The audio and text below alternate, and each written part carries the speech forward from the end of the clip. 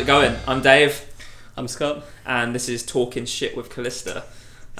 So we've got some more funny stories because those 5 gigs made us think of more gigs and more just random funny stories from being in Callista. So it's just scratching the surface, really. Yeah, honestly. All of the stuff that's happened through the years. So what was the first thing in your list? Just general shows at Bar 42. This is something when I shared it, Mike Baker commented and said you should do one about the 5 funniest 42 shows, and it's like you said, we played there so many times that it's like it's all blended into one. Yeah. So we just need to do it all as its own category, really. Basically, just experiences from Bar 42. So there was the metronome incident. Oh god, yeah. So basically, so we had a mixer, and the mixer was basically where Jordan would listen to the click track in his ears. Yeah. And the mixer just didn't work this day. So metronome obviously being the thing that, for people who may not know, just keeps in time with the rest of the band. Basically, we've got a backing track, so like it's kind of essential to be in time with that backing track, and we need someone who's got a click track to be able to keep us in time. So this wasn't working, so we had to figure out a way around it. And what we ended up doing, because we had no other way, we literally tried everything. We had to get the click coming through the drum monitor, like the wedge monitor, proper drum wedge monitor. Like surrounding the drum kit. That's it. Playing out loud. So there was this click just going. God, it was so audible. Really loud. It had to be so loud that Jordan could hear it while he was playing drums without headphones. So there was that incident. So basically, we were playing, and any quiet section in our song, everyone could hear this click just going. There's people trying to clap in time to it. I was so out of time with it as well. It was the worst. It was so embarrassing just having people clapping along to an audible click track. I think it was a battle of the bands as well. It? We were competing against other people that night, which I don't really like doing those anyway. I think we just looked at it as a show. I think that was the one where we couldn't play the final, where we didn't tell them because we knew they wouldn't let us play it. Let's just play it anyway because it's a show. Cool. I love Bar 42. Yeah. What else happened at Bar 42? We've got one more notable one. There's a few actually. Yeah. We went through that phase. I think this is again, like we mentioned it last time, there was a point where we just stopped taking things very seriously. And at the end of In My Blood, one of our songs, we just decided to add a breakdown into it for no reason. Like just the heaviest beat down, breakdown, chuggy little beat. And we all thought this is going to be so funny, it's going to go down so well, people are going to laugh so hard, and we were just going to lose our... That point was we were all going to lose our shit when it happened as well. We were just going to go absolutely mental. We still did. We still did, with some big metal band or something. Yeah. But something happened just before we did it. Do you know what I think it was? I think I hit the strobe light. And for the breakdown too, we needed the strobe. We needed the strobe for the breakdown. So I hit the strobe light, caused the power outage in the venue, and literally everything cut off. And obviously you can hear the drums. So there's just us crabbing, and you just hear the drums going. And the breakdown never worked out. No. The one time we did want to do it live, everyone must have been like, "What? Yeah. What are they doing?" Because people who knew that was one of our more well-known songs. I would say. People who know that would be like, why are they crabbing to that bit of the song? It doesn't make sense. I know. and then I guess there's the multiple injuries that happened at 42. Oh yeah. Notably, my friend Sam. I think he had too much. I remember seeing it on film. Because he doesn't have it anymore, does it? But he used to have that. What was it that he smashed his head on? It was the sub. They still have them there, I think. Okay. Yeah. But it had a sharp corner pretty much. He just had a bit to drink and he was just getting very into it. Yeah. He really was having a good time and then fell. I think it might have been our first song as well.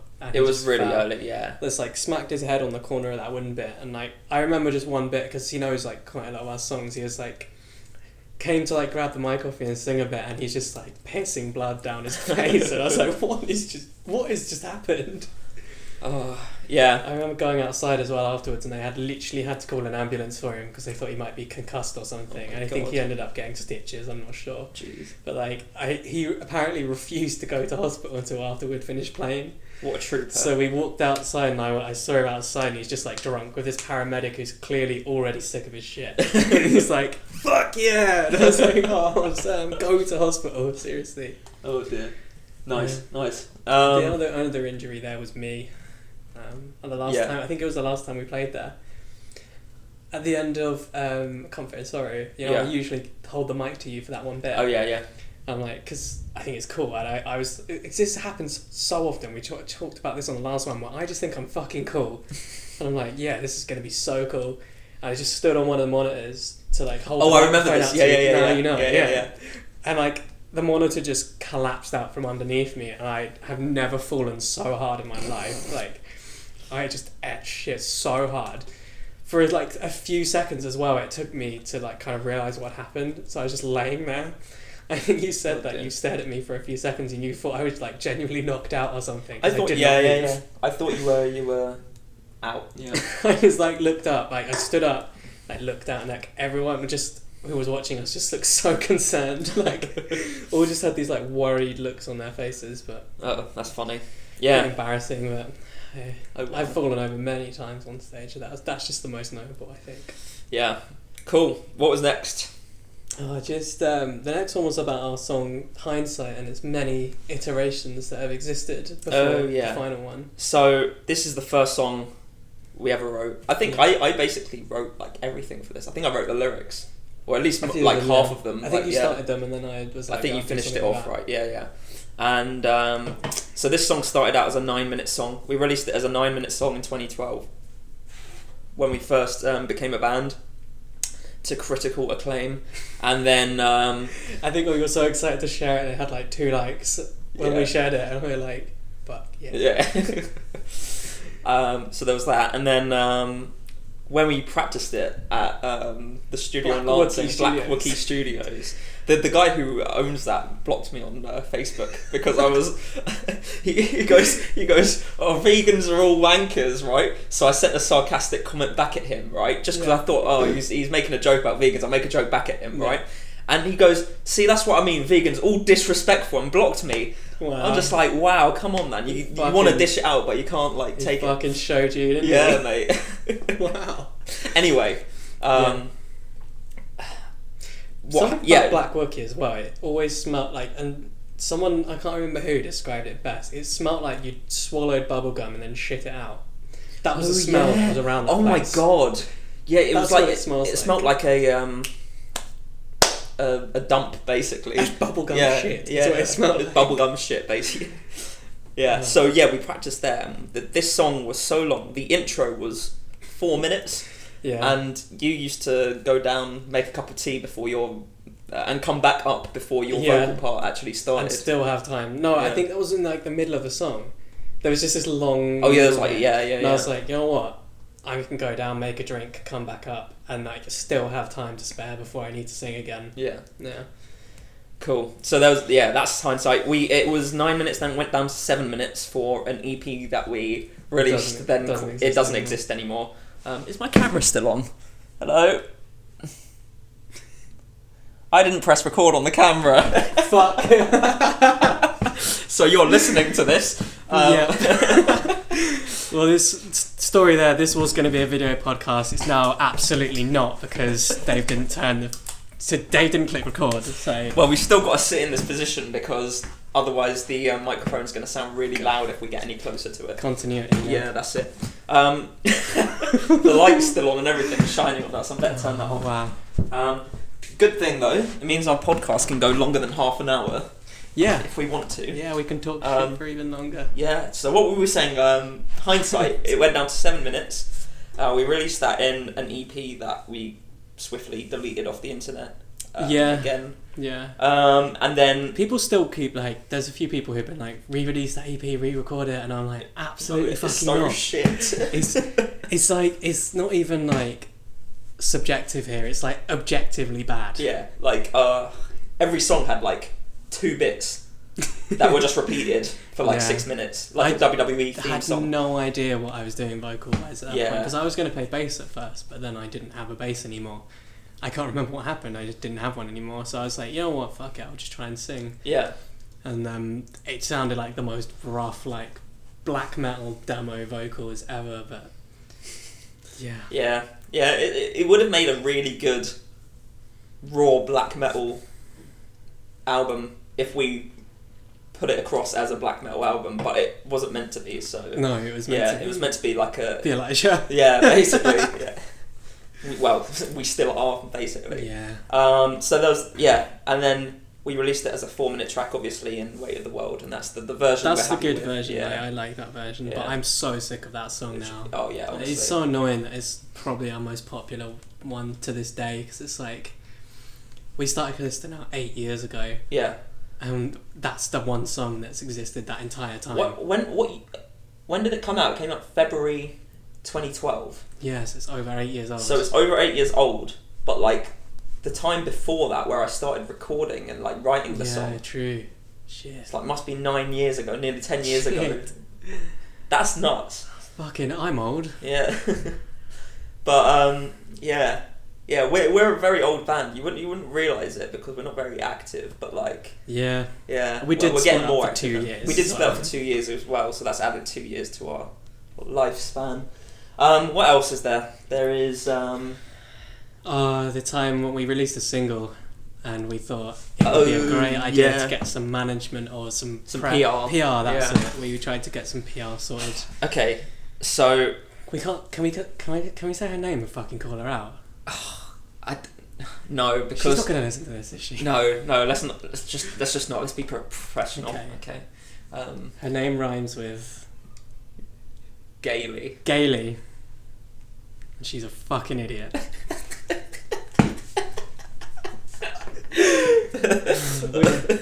So, me and Jacob, all excited. We were still teenagers at this time. I think we were still still 5 young. years ago. I would have been like 19, 20 then. 20, yeah. 20, yeah. I would have been 19. Jacob's younger than me, so Jacob he would have was been 18. like 3 years younger than me, so he would have been like 17. Oh shit! Yeah, I forget he's a he's a baby. Been 17. Yeah. Fucking grow up, Jacob. So we got to Crawley, which is a trek for us, and we meet up with with Gaily, and she talks about the PR campaign she's going to do for us. Says how much it's going to be. All the bells and whistles. All the bells and whistles. Oh, we're going to be in Download magazine. Not Download. I'm getting the Kerrang magazine and Download Festival mixed up. We're going to be in Kerrang. We're going to be... we're going to headline Download. Yeah, that's it. Like Slipknot open for us, maybe. We are made, right? Yeah. This woman. And the thing is, she was only going to charge us £200 for that as well. Yeah, so this was for our single Hemingway, which was released 5 years ago yesterday. Yeah. So we write this song Hemingway, we record it, like it's very rushed because Gaily wants us to get it out there, and she forces us to make a video for it. We didn't really have a drummer at the time either. When we recorded it, we didn't have a drummer. No, so Russ did the drums. Russ did the drums. The guy who recorded us also played the drums on that single. Luckily, he's an incredible drummer. Yeah, he's a great drummer. We would have done if he couldn't have done that. I probably would have actually been good because we wouldn't have been able to go through the PR campaign. That's it. Yeah. So it's Russ's fault. Thanks, Russ. You ruined Callista. Nice so she makes us do this music video to a deadline, and then we send her our press kit and everything, and then she sends all these emails out to all these critically esteemed reviewers. Only the finest publications. Oh, dude, honestly, yeah, the most appropriate for our genre as well. Yeah. So, yeah. Do you want to... What were some of the reviews we got? The best one... so the song's called Hemingway, obviously, after the author Ernest Hemingway. because I based the lyrics off one of his stories. He did a short story called Fiesta, The Sun Also Rises, which is a lyric from the song. But so obviously this journalist thought I don't even want to call her a journalist. She thought she was being so clever with a little Hemingway reference. It was a bad review, by the way, and it was 1.5 out of 5 stars. So she titled the review "For Whom the Bell Does Not Toll," because she thought that's really clever, because For Whom the Bell Tolls being an Ernest Hemingway book. But the joke's on her, because the bell tolls when you die, so it's not a good thing if the bell tolls for you. So really, who's laughing? Realistically, that's a good thing. She came up with some proper funny lines in that review as well. I can't remember any I of wish them. we could find it. We did try and look for it before. She probably deleted it out of shame when we became fucking the biggest band in the world. I mean, yeah. Which we are now. God. She didn't like my vocals. I think that was a problem. That's a recurring theme for us as well. A lot of people love the music but don't like me. Vocals. So that's a shame. Oh well. I think there was a spelling mistake in there somewhere as well. It was just a general bad review. I think that was the only review we got. Yeah, so nice one, Gailey. Thanks, Gailey. £200 well spent there. 200 quid. The other thing she got for us was just a few shitty little websites that were like, Callista released a video. Oh, yeah. Here it is. She'll probably talk about the video itself as well. Oh, the video is shit. Dog shit. Yeah. Absolutely. And we can't even delete it off that YouTube channel because we can't even get into that YouTube channel now. So it's there forever. It's there forever. If you want to look it up though, Hemingway, Callista on YouTube. I like the song. The song I'm quite proud of. The song is really good. The video is terrible. One of our best. But we recorded like 75% of it in portrait, and then you get the odd bit in landscape. It's on an iPod Touch as well. Yeah. Not That's because we were so rushed though, to be fair. I watched the video back. I watched the video back yesterday. And you know how we said about bullying Jacob? Yeah. There's one bit where you just put your middle finger up to Jacob. And he's there just like not reacting to it at all. God. Dear. It doesn't ever end. That was 5 years ago. So, yeah. Poor guy. Yeah. Did you remember, he said in the group chat too that his mum loved the podcast, the first one too, and all we did was talk about how much we bullied him. So, as soon as we're out of lockdown, she's coming on the show, and we're going to do an episode, top 5 ways to bully Jacob, with special guest, his mum. Exactly. That's going to be great. That's going to be I can't wait episode, to do that one. Yeah. So, this is empty. Never mind. I've got a whole bottle of it over it. Okay. Nice. So, what was the next thing we were going to talk about? It's our show at St Paul's. I think we were going to try and be a bit more positive with this last one. Oh yeah. And just talk about until the end. Yeah, there's another bit at the end, and spoiler, it's about Jacob again. This time it is well deserved. Yeah, it is his fault. Yeah, absolutely this time. So there's that, and it does actually. It links into something we joked about on the last one as well with him. But I'll wait for the moment. The payoff's going to be huge for this. But yeah, we just want to talk about when we headlined St Paul's, because that was big up Mike for kind of getting that together. And Phil did a lot towards it too, didn't he? And Phil for promoting it. But it was a Mike and Phil effort, to be honest. So effort. Good on them. But yeah, it was a really good show. It was the end of our tour that you didn't join us with. Yeah. The first ever Callista show, and our vocalist is not on tour. Not first show. Tour. First tour. Sorry, first tour. Yeah, I wasn't there. Yeah, except for the last show. I could make it for that one. I kind of wish we just didn't do the tour now, because you didn't take part in it. But it doesn't matter anyway. It's fine. I only cried for 4 hours each day, so it's okay. It doesn't matter. I'm over it. It's fine. But that show was fun. Yeah. So St Paul's is just a big room. Yeah. That's what was so scary to me is we did okay on the pre-sale tickets for it though. We sold I think we sold nearly 100 in advance for that 100 one. in advance, and was that just us, not the other bands included as well for pre-sale? Because they all had their own to sell. We sold, because we're the fucking heroes that we are, the vast majority of the pre-sales. Fucking big dogs. Yeah. So this room is like 400 cap, but it feels bigger because it's like a church.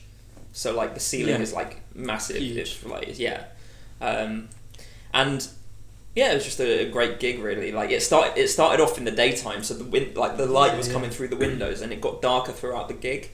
Until the fucking Misery band came on, the saddest band on the planet. I think we're the only band it was like fully dark for. Yeah. Yeah, which fit the theme. Yeah, and we put we did like some proper like nice stage design as well. Yeah, yeah. I remember though, I said to you, take my card, go get us some flowers to put on the stage. And you were like, what do you want them to look like? And I was like, ideally white roses, but the flowers that look most like funeral flowers, please. Yeah. So yeah, I got some white roses, and we put them all over the stage basically. Yeah. And then we had these banners. Oh, around the mic stand as well. We had these banners either side of the stage with a t-shirt design on them. Yeah. It looked cool. And then we had like fairy lights as well, all wrapped around the stage. They're really nice. It's really cute. It was cute. And then we had our big white lights and the strobe light, and there was like this red light behind us, which just added to the atmosphere. With the whole, what's behind? Is it some statue or something? It's literally, I think it's just a massive painting of Jesus. Yeah, which looked really pretty too. It looked cool. The whole setup was really nice. I really enjoyed that show. It felt too like we could headline and we could, a big room, get like a good crowd there. Yeah, because it felt quite full actually during our entire set. Yeah, and we it went down well. Yeah, people liked us. It was nice. It felt good. It felt nice. Up until the very last moment. Jacob decided to have a few drinks. Well, we say a few drinks. I think I counted 5 pints. 5 pints, and he tried to blame my dad for it as well, because my dad bought him a pint. Poor dickhead. He's like, so my dad bought me a drink, and he goes, do you want one as well? Because Jacob was standing there, and Jacob went, yes, absolutely, obviously, because he's pisshead.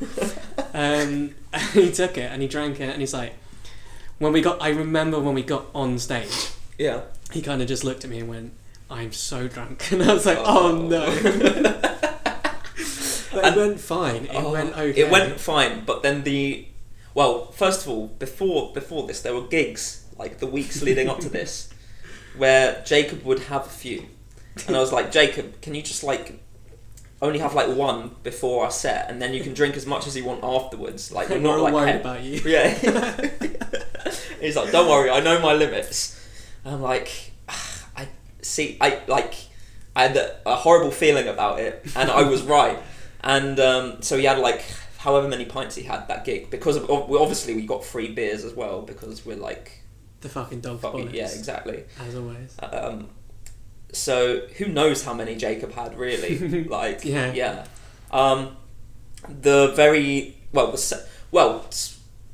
Apparently he couldn't hear himself in the monitors, so that's his excuse. But he has a tuner on his pedal board, so he could just tune between every song, right?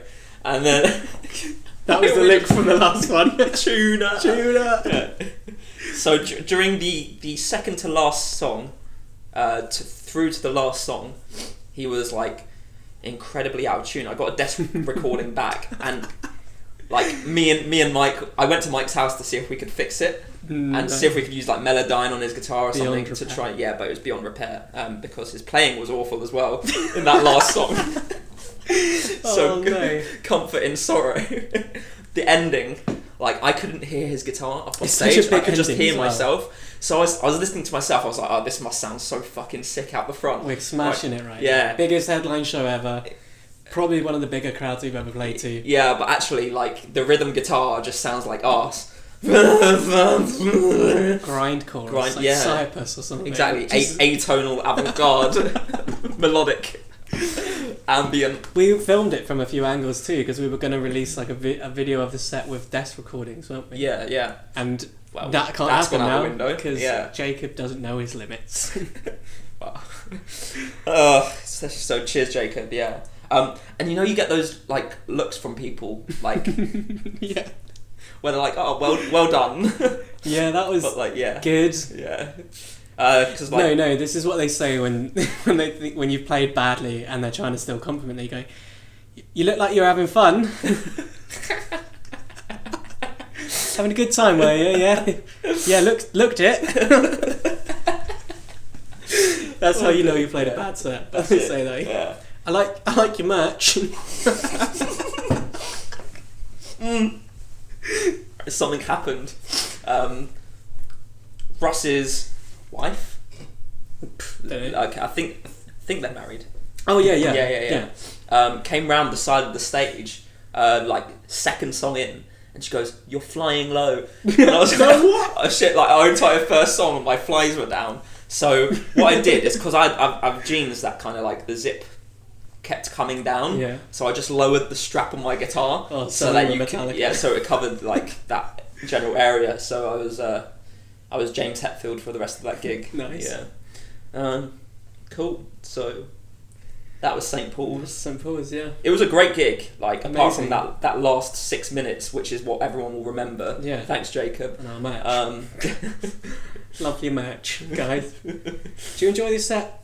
Yeah, loved your merch. Oh dear. Yeah. Right. Is there anything else that we need to talk about?